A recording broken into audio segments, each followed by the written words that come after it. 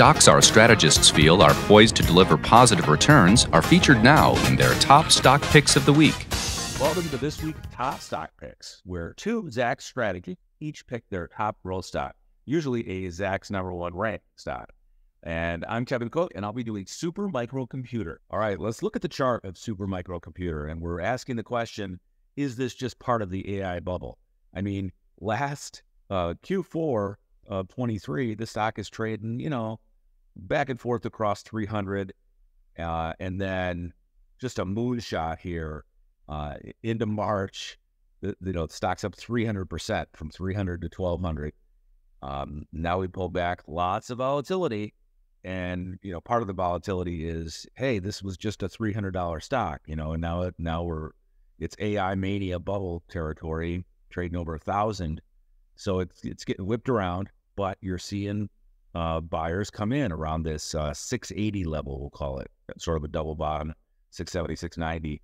And let's take a look at some possible reasons why the buyers are still in here. So SMCI Super Microcomputer is a Zacks #1 rank, and it supplies the infrastructure for the data centers, not just the racks and the wires, but they also build systems that make NVIDIA GPU DGX boxes run more efficiently. So you can read more about them here. And they've been around for a while. I believe the founder is Taiwanese, just like Jensen Huang. So first thing I want to show you to answer the question about whether this is a bubble or not is, let's look at revenue growth. So I just, on the left-hand menu, you've got a ton of tools here on Zacks Premium, where you could look at fundamentals. When you go to fundamental charts, it defaults to EPS quarterly. What I want to look at is revenue, 12 trillion months. There's a moonshot too, right? So this stock isn't just trading on thin air. We've seen revenues go, from under 4 billion, through 21. Here investors start to discover the stock, as it breaks above 6 billion in revenues, and then we just saw this rocket out of Q4 of last year up to 12 billion in revenues, and we'll look at what the forecast for revenues is going forward in a second.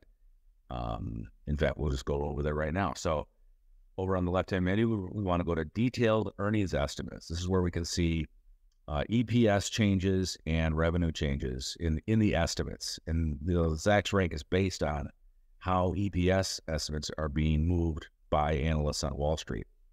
So let's look at revenues first, though.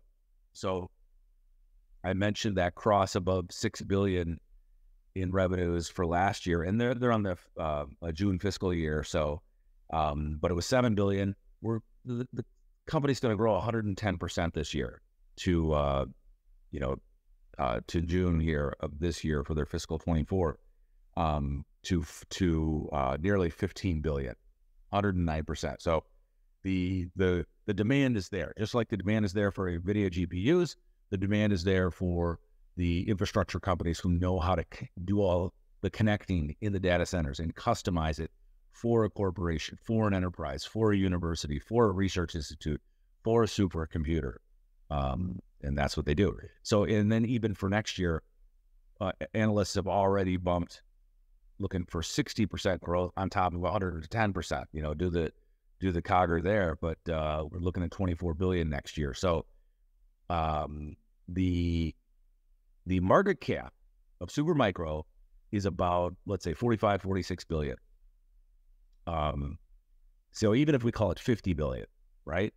It's trading under 2 times sales. So that to me is not a bubble for a high-tech company that's in demand, 2 times sales. So that's something to keep in mind. All right, now let's look at the EPS. So another doubler here. We're going to double revenues. They're going to double EPS from 1181 to 2351. Zacks consensus is plus 99% on an annual basis, and already looking at nearly 45% growth for next year to $34. So let's see how the estimates have changed, because this is where the Zacks rank comes in, because the Zacks rank is about the magnitude of upward revisions to EPS, and the agreement. Are there enough analysts in agreement that this is what's going to happen? So 90 days ago, the consensus estimate for this year was just under $22. Now it's 23.5. So just moving up like, every few weeks, analysts keep bumping up the picture.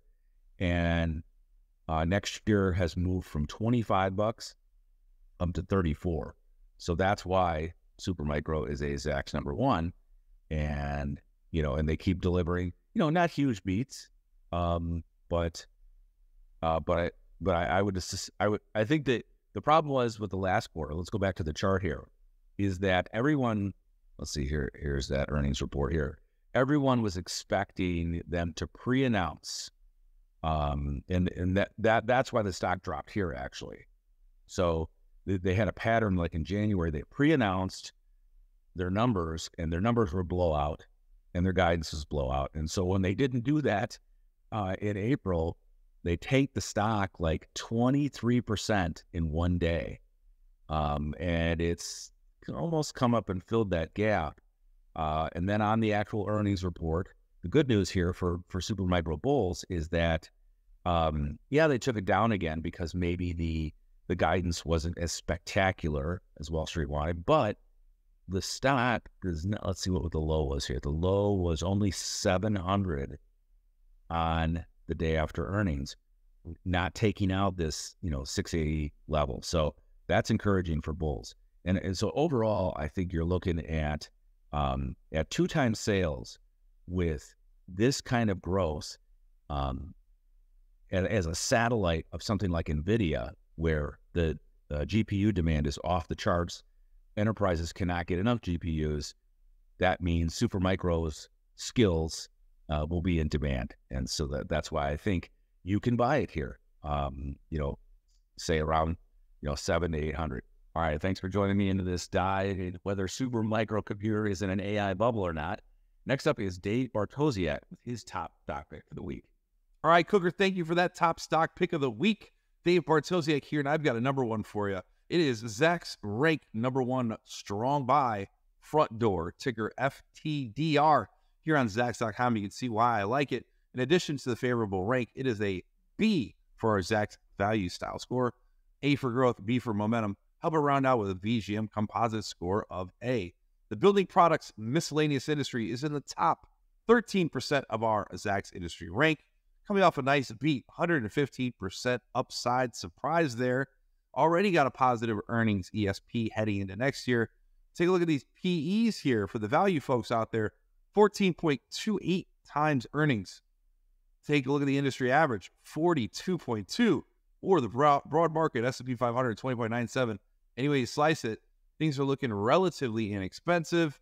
Why though? Well, revenue growth 2.86% this year, 5.28% next year. Translate that over the EPS, we've got 9.57% EPS growth this year, 8.43% next year. The reaction to the big beat, it prompted analysts to up the ante for the current year. 4 of them, actually, and 4 have done so for next year, with nobody going on a limb and dropping their numbers for the current year or next year. But looks like next quarter they've eased things up a little bit. But take a look at their exact consensus estimate. 90 days ago, we were 242 for the current year. It dipped down at 235 then. Now we're talking 252 for the current year. Next year's numbers gone from 249 to 262, all the way on up to 273. And if you take a look at what's happened over the course of the last few quarters, you got some really nice earnings beats. A better way to look at that, our price and consensus chart on Zacks.com. Something really changed heading into 2023. That's when you see these earnings estimates start to tick on up.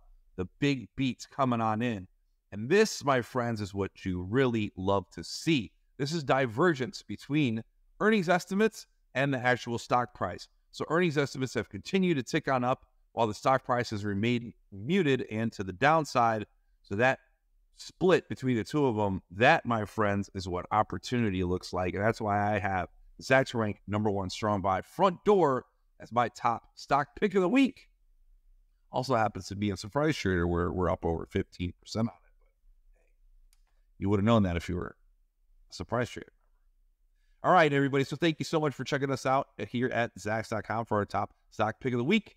Be sure to check out Zacks.com/promo for this week's deal we've got going on. You're not going to want to miss it. So for Kevin Cook and everybody else here at Zacks.com, I want to say thanks for watching, and we will see you all next week.